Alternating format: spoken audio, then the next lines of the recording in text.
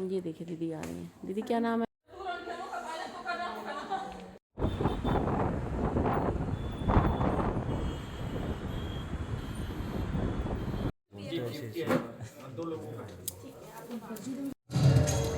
That I was the first one. Hello, good morning, नमस्ते friends. तो मैं निकल चुकी हूँ। जी हाँ, मॉर्निंग वॉक पे। जी नहीं, मैं मॉर्निंग वॉक पे नहीं निकली हूँ। मैं निकली हूँ बहुत ही इंपॉर्टेंट काम के लिए। और ये सुबह का आप देख लीजिए, आज बहुत कोहरा है यहाँ पे, बिल्कुल अंधेरा अंधेरा सा लग रहा है। ड्राइव करने में भी थोड़ी दिक्कत हो रही है। अब आप सोच रहे हैं मैं कहाँ जा रही हूँ? मैं जा रही हूँ बहुत इंपॉर्टेंट काम के लिए। और आज मेरा जो था अपॉइंटमेंट था, तो हम और मेरे हस्बैंड दोनों लोग मिलकर जा रहे हैं अपना जो ईयरली हेल्थ चेकअप होता है, जो कि मैं हर साल आपको बताती हूँ कि मैं कराती हूँ। और ये बहुत जरूरी होता है, हर किसी के लिए बहुत ही इंपॉर्टेंट होता है, खास तौर से जो 40+ चल रहे हैं तो उन्हें ध्यान ही देना चाहिए अपने ऊपर। तो मैं आ चुकी हूँ हॉस्पिटल। और यहाँ पे जैसे होता है कि आने के बाद रजिस्ट्रेशन वगैरह होते हैं, उसके बाद बहुत सारी चीजें हमें की जाती हैं, टेस्ट होते हैं। तो यहाँ पे मैं और मेरे हस्बैंड जो है रजिस्ट्रेशन करा रहे हैं। और साथ में जैसे आप मतलब कभी भी किसी हॉस्पिटल में जाते हैं तो बहुत सारी जो है वेरिफिकेशन की जरूरत होती है। तो इस तरह से सारी चीजें करने के बाद मैं आ चुकी हूँ अपना बाकी की चीजें करने के लिए, जिसमें मेरा वेट चेक होगा, मेरा जो है बीपी चेक होता है, मेरा फीवर चेक होता है। ये सारी चीजें चेक की जाती है। और आप देख सकते हैं मेरा वेट जो है 85.28 हो चुका है, यानी वेट भी मेरा बहुत ज्यादा गेन हो रहा है अभी इस समय। और मुझे इस पे भी ध्यान देना है। साथ में मॉर्निंग में हमें किसी फास्टिंग वाला ब्लड टेस्ट देना होता है, इसमें शुगर टेस्ट का सैंपल देना होता है, ब्लड देना होता है, थायराइड का होता है। तो इस तरह से बहुत सारी चीजें होती हैं जिनको देने के लिए मैं यहाँ आ गई हूँ। और ये सारी चीजें जो होती हैं एम्प्टी स्टमक होती हैं। तो इन सब चीज के लिए हमें रात में जो होता है, हमारा जो डिनर होता है, वो हमको 8:30-9 बजे तक फिनिश करना होता है। तो मैंने रात में सारी चीजें बहुत ही समय से कर ली थी। और यहाँ मॉर्निंग में ही देना था, इसलिए मैं जल्दी आ गई थी। और इसीलिए आपको रास्ते में देख रहे होंगे कितना कोहरा था। अभी यहाँ आकर के बहुत सारी चीजें हैं जो एम्प्टी स्टमक देनी होती है। और जो बाद में होता है 2 घंटे के बाद जो हमें ब्लड देना है, उसका भी हमको ब्रेकफास्ट करने के बाद देना है। तो इसके साथ ही साथ बहुत सारे टेस्ट होने हैं मेरे यहाँ पे। और उसके लिए क्या है, देखिए हमें पानी की बोतल भी मिलती है अल्ट्रासाउंड के लिए, कि हमें ये पानी की बोतल फिनिश करनी होती है। तो अभी क्या है, जैसे ही मेरा ईसीजी हो चुका है, अब सिर्फ अल्ट्रासाउंड होगा। और ब्लड मैं ऑलरेडी दे चुकी हूँ। तो ये सारी चीज़ें छोटी छोटी जो हैं जो करनी है। तो ये समझ के चलिए कि आज पूरा दिन हमारा एसी में जाने वाला है। तो जो टेस्ट हमारे एम्प्टी स्टमक होते हैं तो उन्हें हमने दे दिया है। और आज सबसे खास बात यह है कि आज मैं मेरी फ्रेंड का जो है उसका बहुत ही अच्छा प्ले है, तो वो भी देखने जाऊंगी साथ में, क्योंकि ये सबको करने में टाइम लग जाता है। और जाते जाते मुझे करीब 3:30 बज जाएगा, क्योंकि बहुत सारी चीजें यहाँ पे करनी होती हैं। टेस्ट का रिपोर्ट आता है, उसे दिखाना होता है, डॉक्टर को दिखाना होता है। इस तरह से सारी चीजें करते करते काफी टाइम हो जाता है। तो अभी क्या है, करते करते हम लोग को टाइम हो गया है, ब्लड हमने दे दिया है। और अब हम जा रहे हैं ब्रेकफास्ट का वेट कर रहे हैं कि हमारा ब्रेकफास्ट आ जाए। और यहीं पे हमें सारी चीजें अवेलेबल है, मतलब जो हम कराते हैं उसमें सारी चीजें इंक्लूड रहती हैं। तो हमें यहाँ पे ब्रेकफास्ट भी प्रॉपर तरीके से मिल जाता है। तो इसलिए मुझे घर से कुछ लाने की जरूरत नहीं होती है, सब कुछ मेरा यहीं रहता है। तो यहाँ पे हमारा देखिए बढ़िया सा ब्रेकफास्ट आ चुका है। करना शुरू करिए और मुझे बताइए कैसा है। ठीक है।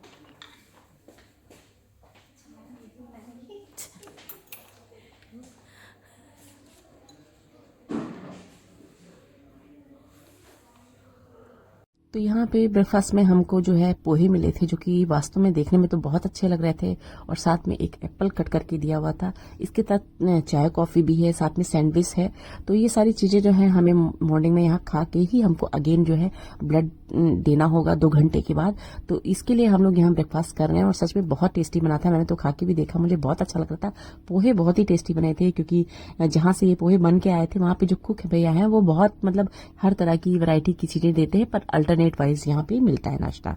तो यहाँ पे आज पोहे ही थे, तो हमने पोहे खाए, जो कि पोहे हमें पसंद भी है। और यहाँ पे देखिए बढ़िया से पोहे के साथ एक चटनी आई थी ग्रीन कलर की, जो कि सच में बहुत ही टेस्टी थी। कि मैं आपको क्या बताऊं, इसकी रेसिपी भी मैंने पूछ ली है, मैं आपके साथ इसको शेयर करूंगी। और सच में बहुत ही टेस्टी, मैं आपको दिखाती हूँ कि इसका कलर जो है बहुत ही प्यारा है। और इसको जो है कर्ड में मिक्स करके बनाया गया है। ये देखिए, ये डिप है जो कि ब्रेड सैंडविच के साथ मिला है हमको, और साथ में सॉस में मिला है। तो ये सारी चीजें हमें ब्रेकफास्ट में मिली थी, जो कि हमने खाया। और फिर उसके बाद हमने खूब एंजॉय किया। और साथ में हमको एक चाय या कॉफी का भी हमने ऑर्डर कर दिया था, जिसके साथ हमें चाय कॉफी मिल जाती, क्योंकि मॉर्निंग में हमें बिल्कुल कुछ भी नहीं खा के आना था, सिर्फ पानी पी के आ सकते थे। और इसके बाद हम ब्लड टेस्ट दे करके हम निकल चुके हैं अपने उस गंतव्य की ओर, जहां हमारा कोई वेट कर रहा है। जी हाँ, हमारा इंतजार हो रहा है। और देख लीजिए रास्ते में कितना रश हो रखा है इस समय। मतलब ये सारी चीजें करते करते हमको काफी टाइम हो गया था। और मौसम आज बिल्कुल भी धूप नहीं निकली थी, इसलिए वेदर तो जैसा लग रहा था कि शाम का समय है ये सारी चीजें। और देखिए सामने हमारा जो है प्लासियो भी पड़ता है, जो कि काफ़ी खूबसूरत डेकोरेट हुआ है। तो ये क्रिसमस के समय ही से इस तरह से इसका डेकोरेशन हो रखा था, जो कि देखने में भी बहुत प्यारा लग रहा था। तो इस तरीके से हम लोग जब निकल रहे थे तो रास्ते में बहुत ज़्यादा हमें लेट हो गया और हमें थिएटर पहुंचने में थोड़ा सा टाइम लग गया। अब फाइनली हम लोग आ चुके हैं इतना वेट करने के बाद। ठीक है, अल्फन के शो में अब देखते हैं क्या होता है आगे। बाकी स्टेज तो मुझे लग रहा है बहुत अच्छे से भर गया है। But after waiting so long, we now have very high expectations. I'm sure it will be good. तो पूनम को भी बहुत ज़्यादा एक्साइटमेंट हो रही है इस प्ले को लेकर के, और यहाँ पे अल्पन का शो है तो अल्पन के कहने पे ही हम लोग आए हैं। और मैं भी पहली बार इस तरह का प्ले फर्स्ट टाइम मैं देख रही हूँ। रामलीला तो मैंने बहुत देखी, पर इस टाइप का शो जो है मैं फर्स्ट टाइम ही देख रही हूँ, जो कि सच में देख के लग रहा है कि बहुत ज़बरदस्त होने वाला है। तो आप लोग भी इस शो को देखिए अगर आपको अच्छा लगे, क्योंकि ये जो शो है ये एक महिला के इर्द गिर्द किस तरह से समाज किस तरीके से बहुत सारी कुरीतियों के साथ लोग स्त्रियों को परेशान करते थे, बहुत सारी चीज़ों की आड़ में किस तरीके से स्त्रियों को परेशान किया जाता था, फिर भी एक स्त्री कितनी मजबूती के साथ डटी रहती है और आगे बढ़ती है। इन सब चीज़ों को इसमें दिखाया गया है। मुझे लगता है आपको देखना चाहिए। अगर पसंद आए तो लाइक ज़रूर करिएगा। अगर आप चाहते हैं इसका लिंक तो आप प्लीज़ इसको डिस्क्रिप्शन में देख लीजिएगा, मैं डाल दूंगी और आप जा करके इसको सर्च कर सकते हैं। इसका पूरा शो आपको मिल जाएगा। बुक माई शो से मैंने इस टिकट को बुक किया था और इसका शो बहुत ही जल्दी जल्दी होने वाले हैं। हमारे बहुत सारे बहुत ही पॉपुलर शो हुआ है ये, और मुझे लगता है कि बहुत जल्दी आगे बढ़ने वाला है। तो मुझे तो बहुत अच्छा लगा। आपको कैसा लग रहा है ज़रूर बताइएगा। मैं छोटी छोटी झलकियाँ आपको शेयर कर रही हूँ। आप इस चीज़ से अपने आप को कनेक्ट कर सकते हैं तो ज़रूर कनेक्ट करिए, क्योंकि मुझे लगता है कि ये सारी चीज़ें ना कहीं हमारे इर्द गिर्द होती हैं। तो चलिए स्टार्ट करते हैं आज का शो।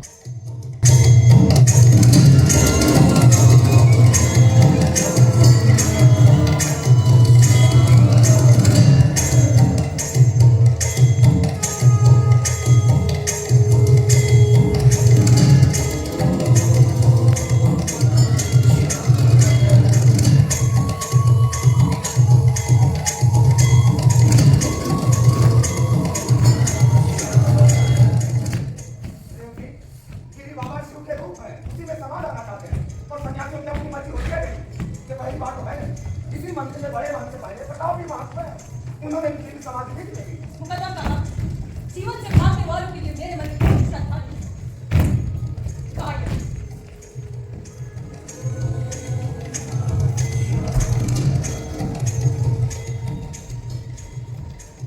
महंत जी, मैं आपको बचाने के लिए सब कुछ छोड़कर जा रही हूँ, पर आपको क्या कर रहे हैं? कायरता है, चाहे मुझे पलायन है ये।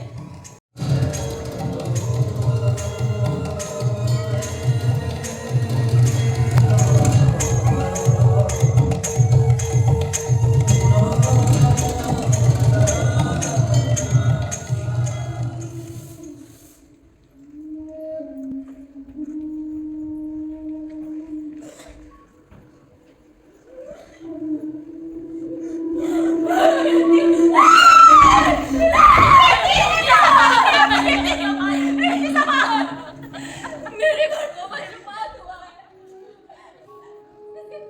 इसके बाबा को भी हमें तीर्थ यात्रा पर जाना था क्या? मैं क्या कर सकती हूँ? इस उम्र में मुझे क्या क्या देखना पड़ रहा है? रेवती का घर वाला मेरा बेटा नहीं रहा, चला गया। मैं मुझे छोड़ के चला गया। क्या मांगा था मैंने? यही था कि तुम जल्दी ठीक हो जाओगे, और वो मुझे छोड़कर चला गया। मुझे कुछ कहा भी नहीं, मुझे बात तक नहीं की।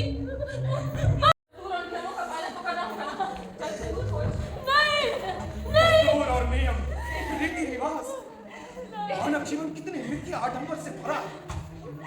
स्त्रियां हैं, स्त्री को विधवा बना रही है। तुलसीदास ने सच कहा, स्त्री ही स्त्री की सबसे बड़ी दुश्मन है। महाराज जी, हमारे समाज में सदियों से यही प्रथा चली आ रही है। इसमें आश्चर्य कैसा? आस्था परंपरा का निर्वाह तो करना ही होगा। मानव निर्मित सभ्यता ने हमें नियम, नैतिकता और सामाजिक ढांचों में बांध दिया है। हम अपनी सहजता और सुख से दूर होते चले गए। स्त्रियों को समान अधिकार और सफलता न मिले, मानव समाज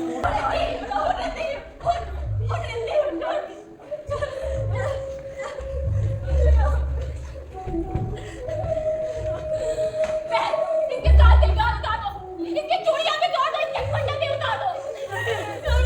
मर गया तो आगे कोई भी निशान नहीं, इसके शरीर को रहने ना पाए, वो आंसू भी उतार दो। नहीं,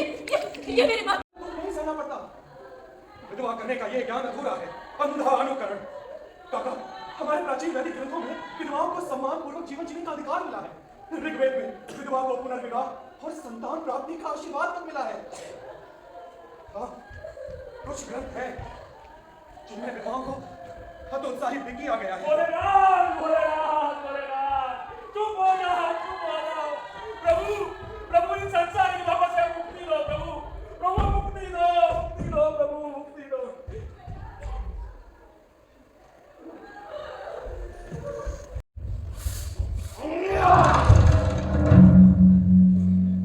ये कैसी लीला है प्रभु? स्त्रियों के साथ ऐसा व्यवहार क्यों? सीता को अग्नि परीक्षा देनी पड़ी तो राम को क्यों नहीं? युधिष्ठिर ने द्रौपदी को जुए के दांव में हारा और भरी सभा में उसे अपमानित होना पड़ा। फिर भी युधिष्ठिर धर्मराज कहलाए और द्रौपदी अपमानित होती रही। ऋषि मुनि कहते हैं कि स्त्रियां उन्हें परमात्मा माने। क्यों? क्योंकि सारे नियम, व्यवस्था, अनुशासन पुरुषों द्वारा बनाए गए और उज्ज्वल भविष्य के लिए व्रत रखती है। हम सदियों से चली आ रही परंपरा का अंधों की तरह अनुसरण करते चले आ रहे हैं। सदियों से स्त्रियां वंचित हैं। क्यों प्रभु? उस स्त्री ने कहा कि तुम झूठे हो, तुम्हारा कोई अस्तित्व नहीं, तुम हो पाषाण की प्रतिमा मात्र।